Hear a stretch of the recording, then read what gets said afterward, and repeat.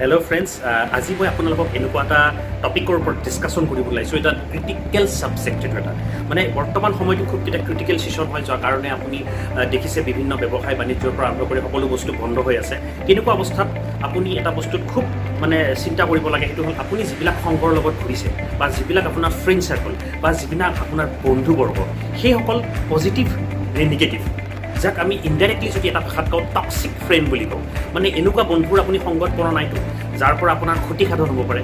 কেনেকৈ আপুনি বুজি পাব যে আপোনাৰ বন্ধুজন পজিটিভ নে নিগেটিভ? কাৰণ মনত ৰাখিব যে নিগেটিভ মানুহৰ লগত থাকিলে আপোনাৰ সদায় নিগেটিভে হ'ব, কেতিয়াও পজিটিভ নহয়। আৰু যদি পজিটিভ ফ্ৰেণ্ডৰ লগত থাকে, পজিটিভ বন্ধুবৰ্গৰ লগত থাকে, তেতিয়াহ'লে আপোনাৰ বিজনেছৰ পৰা আৰম্ভ কৰি আপোনাৰ আৰ্থিক অৱস্থাৰ পৰা আৰম্ভ কৰি আপোনাৰ পৰিয়ালৰ পৰা আৰম্ভ কৰি সকলো মানুহ, ফাইনেন্সিয়েলৰ পৰা আৰম্ভ কৰি ফেমিলি ষ্টেটাছ সকলো ভাল হৈ যাব। গতিকে বুজিব যে আপুনি কেনেকুৱা মানুহৰ লগত থাকিব লাগে। যাৰ কাৰণে আজি মই এই ভিডিঅ'টো বনাইছোঁ, আৰু এই ভিডিঅ'টোত মই আপোনাক 5টা এনেকুৱা পইণ্ট ক'ম। সেই 5টা পইণ্টত আপুনি বুজি পাব যে যিবিলাক বন্ধুৰ লগত আপুনি চলিছে, উঠা বহা কৰিছে, সেই বন্ধুসকল আপোনাৰ পজিটিভ বন্ধু নে নিগেটিভ বন্ধু। কাৰণ আপুনি বুজিব টক্সিক যিটো ৱৰ্ড, আজি মই এই গোটেই ভিডিঅ'টোৰ ছাবজেক্টটোৱে হ'ল যে টক্সিক ফ্ৰেণ্ডবিলাকক আপুনি কেনেকৈ আইডেণ্টিফাই কৰিব। সেইটোৰ প্ৰথম কাৰণটো হ'ল যে যিবিলাক বন্ধু আপোনাৰ বেছি নিগেটিভ কথা কৈ থাকে, যিবিলাক বন্ধুৱে অৰ্থাৎ তেওঁ এনেকুৱা ধৰণৰ কথা ক'ব পাৰে যে পেট্ৰলৰ দাম বহুত বাঢ়ি গৈছে, এতিয়া আমি কি কৰোঁ, গভৰ্ণমেণ্টখনক এনেকুৱা কথা কৈ একো লাভ নাই, আমাৰ সাধাৰণ মানুহখিনি কথাবিলাক শুনিব, ইমান চব্জিৰ দাম বাঢ়ি গৈছে, এতিয়া আমি কেনেকৈ খাম, এতিয়া চাকৰি নাই, গভৰ্ণমেণ্টে কি কৰি আছে, এনেকুৱা ধৰণৰ নিগেটিভ কিছুমান কথা আপোনাৰ মূৰত সোমাই দিব।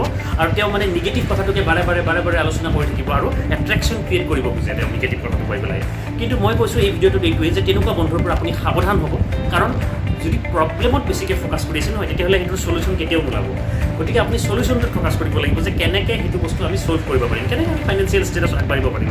আজি চাওক, আজি পেট্ৰলৰ দাম 100 টকা হৈছে, আপুনি সেইটো কথা কৈ পেলাই ৰাস্তাত আন্দোলন কৰি থাকিলে লাভ নহ'ব।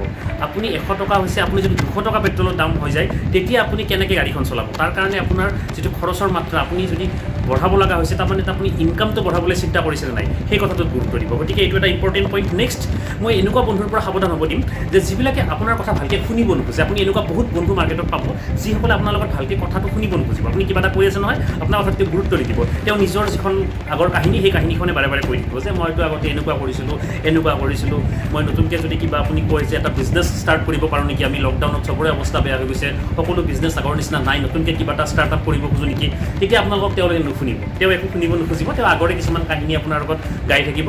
ইনডাইৰেক্টলি আপুনি বুজিব যে সেই বন্ধুজনে আচলতে আপোনাৰ প্ৰকৃত বন্ধু নহয়, সেই বন্ধুজন আপোনাৰ প্ৰকৃত বন্ধু নহয়। তেখেতে আপোনাক কিবা এটা স্বাৰ্থ লৈ পেলাইহে আপোনাৰ লগত ৰিলেশ্যনটো মেইনটেইন কৰি ৰাখিছে। মোৰ গোটেইকেইটা পইণ্ট যেতিয়া আপুনি ক্লিয়াৰ হ'ব, তেতিয়া এই বস্তুটো বুজি পাব যে তেনেকুৱা বন্ধুৰ পৰা মই কিয় আঁতৰি থাকিব দিছোঁ। এইটো এটা ইম্পৰ্টেণ্ট পইণ্ট। নেক্সট, 3 নম্বৰ কাৰণ মই কৈছোঁ। 3 নম্বৰ, এনেকুৱা বন্ধুৰ পৰা আপুনি আঁতৰি থাকিব যিবিলাকে আপোনাক নিৰাশাৰ কৰি দিয়ে। তাৰমানে নিৰাশা কৰি দিয়ে মানে কেনেকুৱা, আপোনাৰ ধৰি লওক আপুনি ফোন কৰি পেলাই কৈছে যে তুমি ক'ত আছা, মই লগ ধৰিব লাগিছিলে, মই কিবা এটা নতুনকৈ ষ্টাৰ্ট আপ কৰিম বুলি ভাবিছোঁ, তোমাৰ লগত মই বহিব লাগিছিলে, অলপমান কথা পাতিব লাগিছিলে। তেতিয়া তেওঁ আপোনাক কিছুমান বাহানা দেখুৱাব, তাৰমানে যে মইতো আজি অমুকত যাব লগা আছে, আজিতো মই তমুকত যাব লগা আছে, তুমি এজন বেলেগ এদিন আহিবা, নহ'লে মই পিছত বুজি ল'ম তোমাৰ পৰা, তেনেকুৱা ধৰণৰ হ'ব। আচলতে এইবিলাক মিছলীয়া বন্ধু। তেওঁলোকে আপোনাক মিছা কথা কৈছে, মিছলীয়া প্ৰলোভন দিছে, আৰু তেওঁ আপোনাৰ পৰা গা আঁতৰি থাকিব খুজিছে। আচলতে এইবিলাক বন্ধু শব্দটোৱে ক'ব নোৱাৰি, এইবিলাক হ'ল এটা মিছলীয়া হয়, আৰু এইবিলাকৰ পৰা আমি সদায় আঁতৰি থাকিব লাগে। গতিকে এটা কথা ইম্পৰ্টেণ্ট বস্তু বুজিব আপুনি, যদি কোনোবা মানুহে কিবা কথা কওঁতে আপোনাক বাহানা মাৰিছে, ধৰি লওক আপোনাক এনেকুৱা ধৰণৰ কৈছে যে তুমি কালি ক'ব লাগিছিলে, কালি কোৱা হ'লেতো মই এইটো পাৰিলোঁ হয়, এনেকৈ যদি বেছিকৈ কয়, নেক্সট টাইম এটেণ্ড কৰাৰ পিছতো যদি তেওঁ কেনেকুৱা কয়, নহয় মইতো এইটো আগতে ভাবিছিলোঁৱে, কিন্তু তুমি আগতে মোক নকলা, বা মই আজি পটককৈ মই অমুকত যাব লগা হৈ গ'ল, তাৰমানে বাৰে এটা মিছা কথা কোৱাৰ নিচিনা হয়। গতিকে তেনেকুৱা ধৰণৰ যিবিলাক কথা কৈ ফ্ৰেণ্ডে, সেই ফ্ৰেণ্ডবিলাকৰ পৰা আপুনি আঁতৰি থাকিব। এইটো এটা ইম্পৰ্টেণ্ট পইণ্ট। 4 নম্বৰ, তেওঁলোকে কিছুমান এনেকুৱা ফ্ৰেণ্ড থাকিব, আপুনি এই ফ্ৰেণ্ডবিলাকে আপোনাক কি ক'ব যে জানা নহয়, মোৰ অমুক MLA জন মোৰ অমুক হয়, মোৰ তমুক যিজন DC মোৰ অমুক হৈ যায়, মোৰতো অমুক যে চলি আছে নহয় বিজনেছটো, এইটো চব মোৰ কাৰণেই হৈ আছে, যে ময়ে চব কৰিছোঁ, মই এটা সময়ত এইবিলাক এনেকুৱা কৰি থৈ দিছোঁ নহয়, আজি এনেকুৱা হৈ গৈছে। তাৰমানে তেনেকুৱা কিছুমান ৰেফাৰেঞ্চ দি থাকিব, কিন্তু নিজৰ কোনো অস্তিত্ব নাই তেওঁলোকৰ। তেওঁলোকে নিজে একো কৰা নাই, কেতিয়াবা চাইকেল এখন মাৰি ঘূৰি আছে, কোনো নিজৰ ঘৰ এটাও নাই, দুবেলা দুমুঠি খাবও ভালকৈ নোৱাৰে, কিন্তু তেওঁলোকে নিজৰ এটা ষ্টেটাছ দেখাই থাকে। তাৰমানে মেক্সিমাম মানুহ এনেকুৱাই হয়। মেক্সিমাম মানুহক মই কৈছোঁ কথাটো, মেক্সিমাম মানুহ এনেকুৱা হয়, যাৰ পৰা তেনেকুৱা বন্ধুৰ পৰা আপুনি সাৱধান হৈ থাকিব। কাৰণ আজিৰ দিনত এটা বস্তু মই সদায় বিশ্বাস কৰোঁ, সেইটো হ'ল ছামটাইমছ ষ্টেবিলিটি ইজ মোৰ ডেঞ্জাৰাছ। কোনোবাই যদি ভাবিছে যে মোৰ এটা ইনকাম আহি আছে ধুনীয়াকৈ, সেই ইনকামটোত মই ধুনীয়াকৈ চলিব পাৰি আছোঁ, আৰু মই ধুনীয়াকৈ মোৰ চব ফেমিলি মেইনটেইন হৈ গুচি যাব, তেতিয়াহ'লে সেইটো ভুল ভাবিছে। সময় আজিকালি ইমানেই ফাষ্টেষ্ট যে আপুনি যিটো ছিষ্টেমত কাম কৰি আছে সেই ছিষ্টেমটোত যদি ডে বাই ডে আপোনাৰ গ্ৰ' হৈ থকা নাই, আপোনাৰ ইনকামটো যদি মান্থ ৱাইজ মানে গ্ৰ' হৈ থকা নাই, ইনকামটো বাঢ়ি থকা নাই, ইয়াৰলি যদি আপুনি পেকেজ হিচাপেও চাব যে আপুনি বাঢ়ি থকা নাই, তেতিয়াহ'লে আপুনি এটা বেলেগ ৰাস্তা চিলেকশ্যন কৰিবলৈ হৈ গৈছে। এইটো এটা টাফ কণ্ডিশ্যন, কাৰণ যিটো সময়ৰ লগত যিটো খৰচৰ মাত্ৰা সেইটো বহুত স্পীডত আগবাঢ়ি আছে, যাৰ কাৰণে আমি সেই স্পীডৰ লগত যদি ধৰিব নোৱাৰোঁ তেতিয়াহ'লে আমি পিছ পৰি যাম।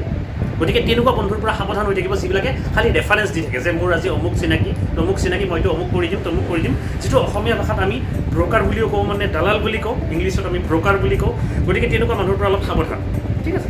নেক্সট 5 নম্বৰ, এই 5 নম্বৰটো হ'ল সকলোতকৈ ক্ৰিটিকেল আৰু বিৰাট মানে বিচক্ষণ বুলি ক'ব পাৰি। এইটো এনেকুৱা যে এই বন্ধুবিলাক আকৌ কেনেকুৱা হ'ব আপোনাৰ, এই বন্ধুবিলাকে কি কৰে, তেওঁলোকে আপোনাক প্ৰথমতে ইউজ কৰিব, আৰু যেতিয়া আপুনি তেওঁক সেই হেল্পটোৰ সলনি আপুনি এটা হেল্প বিচাৰিব, তেওঁ কিন্তু আপোনাক কৰিব নোৱাৰে। তাৰমানে যেনেকুৱা ফৰ এক্সাম্পল মই কৈছোঁ যে তেওঁ কেতিয়াবা আপোনাক এনেকুৱা ক'ব যে তোমাৰ অলপমান পইচা আছিল দিব পাৰিবা নেকি, মোক 2000 টকা লাগিছিলে, মোৰ কিবা এটা এনেকুৱা প্ৰব্লেম হৈ আছিলে, ঠিক আপুনি পইচাটো দি দিব। কিন্তু তেওঁক এটা ভাল ভাবি পেলাই এটা গুড ৰিলেশ্যনত পইচাটো দিয়াৰ পিছত তেওঁ কিন্তু নেক্সট টাইম যেতিয়া পইচাটো দিব লগা হৈছে আপোনাক ঘটাই পেলাই, তেতিয়া আপোনাৰ ফোন ৰিচিভ নকৰিব, বিভিন্ন ধৰণৰ বাহানা দেখুৱাব, আৰু বিভিন্ন ধৰণৰ এনেকুৱাও কেতিয়াবা দেখুৱাই দিয়ে যে ৰ'বাচোন মই তোমাক দিম, ৰ'বাচোন তোমাক 2000 টকাটো কি ডাঙৰ কথা, মই দিম নহয়, তোমাক মই খুদে মূল্যে বেছিকৈ দি আছোঁ। এনেকুৱা ধৰণৰ পোৱা বন্ধু আপুনি বহুত বিচাৰি পাব। তেনেকুৱা বন্ধুৰ পৰা সাৱধান হ'ব লাগে। তেওঁলোকে মানে বহুত মানুহক ঠগায় আচলতে, তেওঁলোকে আচলতে আপোনাক ইউজ কৰে। আপুনি তেওঁক যেতিয়া বিপদত পৰিব, আপুনি এক্সাম্পল চাব পাৰে যে তোমাক মই 2000 টকা দিছিলোঁ বিপদত পৰোঁতে, মোৰ আজি 5000 টকা লগা হৈ আছে, মোৰ এনেকুৱা প্ৰব্লেম, আপুনি কৈ চাবচোন। তেওঁ উল্টা ক'ৰ পৰা দিম, মই আগতে তোমাক 2000 টকাটো দিব পৰা নাই, এতিয়া মই 5000 টকাটো মই ক'ৰ পৰা দিম। এইবিলাক তাৰমানে মিছলীয়া হয়। গতিকে এনেকুৱা বন্ধুৰ পৰা সাৱধান। মই এই 5টা পইণ্ট এইকাৰণে আজি কৈছোঁ যে এই 5টা পইণ্ট আপোনালোকে ক্লিয়াৰ হ'ব লাগিব, কাৰণ আপোনালোকে যেতিয়া নতুন কিবা এটা ব্যৱসায় ষ্টাৰ্ট কৰিম বুলি ভাবে বা নতুন কিবা এটা কাৰ্যক্ৰমণিক এটা কৰিম বুলি ভাবিছে, যদি আপুনি ভাবিছে যে তেনেকুৱা বন্ধুৰ লগত মিলি পেলাই কৰিব, তেতিয়া দেখিব যে আধা বাটতে আপোনাক এৰি থৈ তেওঁলোকে গুচি যাব, কাৰণ তেওঁলোকৰ কোনো কামৰ প্ৰতি ফ'কাছ লেভেলটো ঠিক নহয়। গতিকে এইবিলাক হ'ল নিগেটিভ ফ্ৰেণ্ড আপোনাৰ, অৰ্থাৎ টক্সিক ফ্ৰেণ্ড বুলি কোৱা হয়, যিবিলাকে আপোনাক ক্ষতি কৰিব পাৰে। গতিকে এই এচিডিক ফ্ৰেণ্ড, যিবিলাক টক্সিক ফ্ৰেণ্ড থাকে, এইবিলাকৰ পৰা আঁতৰি থাকক। আৰু আঁতৰিবলৈ আমাৰ এনেকুৱা বহুত ভিডিঅ' আমাৰ হাতত আছে, বহুত ট্ৰেইনিং ছেশ্যন আছে। যদি আপোনালোকে এনেকুৱা জানিব বিচাৰিছে যে যদি আপুনি কিবা এটা ষ্টাৰ্টআপ কৰিব খুজিছে, কাৰ লগত মিলি পেলাই ষ্টাৰ্টআপ কৰিলে আপুনি ছাকচেছ হ'ব পাৰিব, তাৰ লাগে আপোনাৰ মাজত যোগাৰ কৰক, আমাৰ লগত যোগাযোগ কৰক। আমাৰ ইউটিউব চেনেলত আহক, আমাৰ ফেচবুক পেজত আহক, আমাৰ ইনষ্টাগ্ৰাম পেজত আহক। আমি তেনেকুৱা ভিডিঅ'জ বহুত দিওঁ, বহুত এনেকুৱা আমাৰ ডাটা থাকে যিবিলাকত আপুনি বুজিব পাৰিব যে এটা যদি বিজনেছ নতুনকৈ ষ্টাৰ্ট কৰিব খুজিছে বা এনেকুৱা কিবা এটা নতুন ষ্টাৰ্টআপ কৰিব খুজিছে প্ৰজেক্ট এটা আপোনালোকে, তে কেনেকুৱা মানুহৰ লগত কামটো কৰিব লাগে, সেই গোটেই বস্তুবিলাক আপোনাক আমি বুজাই দিম। আজিলৈ আমি বেছি দীঘলীয়া নকৰোঁ। আজি আমাৰ যিটো মেইন পইণ্ট আছিলে যে টক্সিক ফ্ৰেণ্ডৰ পৰা সদায় আঁতৰি থাকিব। যোন মানুহে আপোনাক বেছিকৈ ফোন ৰিচিভ নকৰে, ফোন কৰি থাকিলে লাহে লাহে নট ৰিচিভেবল নিচিনা পাই যায়, এইবিলাক হ'ল আপোনাৰ টক্সিক ফ্ৰেণ্ড। স্পেচিয়েলি মই কৈছোঁ, কাৰণ ফোন নধৰাটো এটা খুব বেয়া স্বভাৱ। তাৰমানে যে ফোন কৰি পিছত কৈ দিব যে মোৰ মোবাইল বেয়া হৈছিলে, মোবাইলটো চাৰ্জত আছিলে, তেনেকুৱা ধৰণৰ বেছি ইউজ কৰা ফ্ৰেণ্ড। বেছিকৈ আপোনাৰ কথা নুশুনিব, আপুনি যেতিয়া কিবা এটা কৈ থাকিব তেওঁৰটোৱে বেছি কৈ থাকিব, আপোনাৰটো শুনিব বিচৰা নাই। এইবিলাক ফ্ৰেণ্ডৰ পৰা আঁতৰিব। ধন্যবাদ। আজিলৈ ইয়াতে সামৰিছোঁ। আমাৰ যিমান ভিউৱাৰ্ছ আছে সকলোকে মই থেংক ইউ জনাইছোঁ। আপোনালোকে আমাৰ ভিডিঅ'জবিলাক ইমান শ্বেয়াৰ কৰিছে, যাৰ কাৰণে আমাৰ এটা ভাল ছাবস্ক্ৰিপশ্যন হৈছে। আজিলৈ ইয়াতে সামৰিছোঁ। Thank U.